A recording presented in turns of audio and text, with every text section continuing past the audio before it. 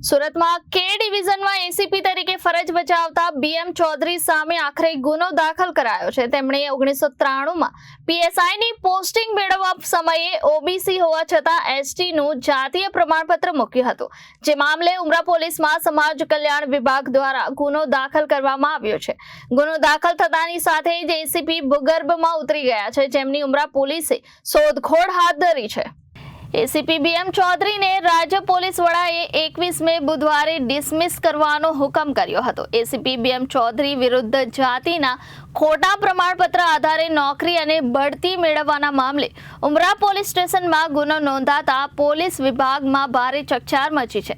આ સમગ્ર કેસમાં સરકારના આદિજાતિ વિકાસ વિભાગ તેમજ રાજ્ય તકેદારી આયોગ ગાંધીનગર સુધીની કાર્યવાહી બાદ હવે પોલીસ ફરિયાદ નોંધાતા સમગ્ર મામલે અધિકારી પાયાની ન્યાયિક તપાસની દિશામાં વધી રહ્યો છે।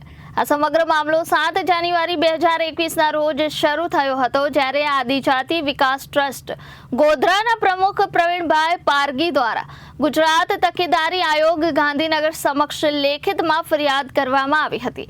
ફરિયાદમાં જણાવ્યું હતું કે બાપુભાઈ ચૌધરીએ ખોટા પુરાવા ઊભા કરીને અને અધિકારીઓને ગેરમાર્ગે દોરીને પોતાને અનુસૂચિત જનજાતિનો જાહેર કરીને જાતિ પ્રમાણપત્ર મેળવ્યું છે, જે મામલે ઉમરા પોલીસમાં સમાજ કલ્યાણ વિભાગ દ્વારા ગુનો દાખલ કરવામાં આવ્યો છે। ગુનો દાખલ થતાની સાથે જ એસીપી ભૂગર્ભમાં ઉતરી ગયા છે, જેમની ઉમરા પોલીસે શોધખોળ હાથ ધરી છે।